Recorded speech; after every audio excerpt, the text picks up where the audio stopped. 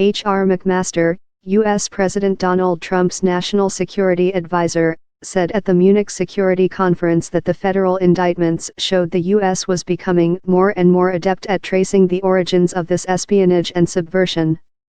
As you can see with the FBI indictment, the evidence is now really incontrovertible and available in the public domain, McMaster told a Russian delegate to the conference. Just minutes before, Russian Foreign Minister Sergei Lavrov had dismissed the indictments as just blabber, according to remarks through an interpreter. "I have no response," Lavrov said when asked for comment on the allegations. "You can publish anything, and we see those indictments multiplying, the statements multiplying." The two men addressed the conference of top world leaders, defense officials, and diplomats, giving more general back-to-back opening remarks. But both were immediately hit with blunt questions about the U.S. indictment and the broader issue of cyber attacks. In Russia, news of the indictments was met with more scorn. "There are no official claims, there are no proofs for this.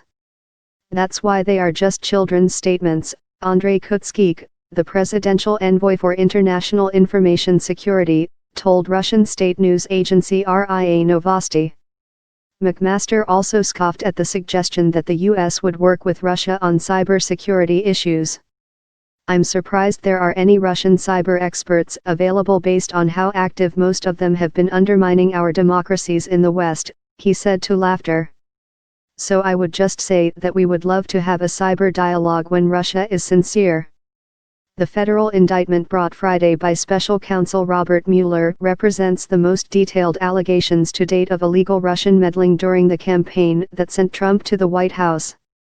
Lavrov argued that U.S. officials, including Vice President Mike Pence, have said no country influenced the U.S. election results.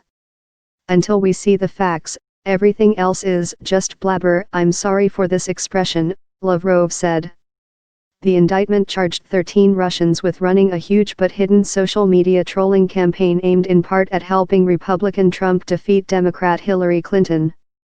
It outlined the first criminal charges against Russians believed to have secretly worked to influence the U.S. election's outcome. According to the indictment, the Russian organization was funded by Yevgeny Prigozhin, a wealthy St. Petersburg businessman with ties to the Russian government and Russian President Vladimir Putin. Lavrov denounced this irrational myth about this global Russian threat, traces of which are found everywhere from Brexit to the Catalan referendum.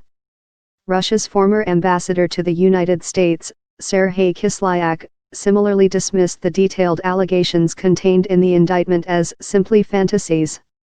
Kislyak's name has come up in the FBI and congressional investigations of possible collusion between the Trump campaign and Russia. "I have never done anything of this sort, no one in my embassy did," he said during a panel discussion at the Munich conference. "So whatever allegations are being mounted against us are simply fantasies that are being used for political reasons inside the United States in the fight between different sides of the political divide."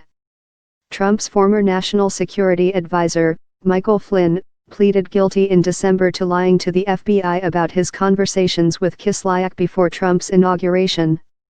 In Russia, one of the 13 people indicted said that the U.S. justice system is unfair. Burchik was identified in the indictment as executive director of an organization that allegedly sowed propaganda on social media to try to interfere with the 2016 election. He was quoted as saying that they have one-sided justice, and it turns out that you can hang the blame on anyone.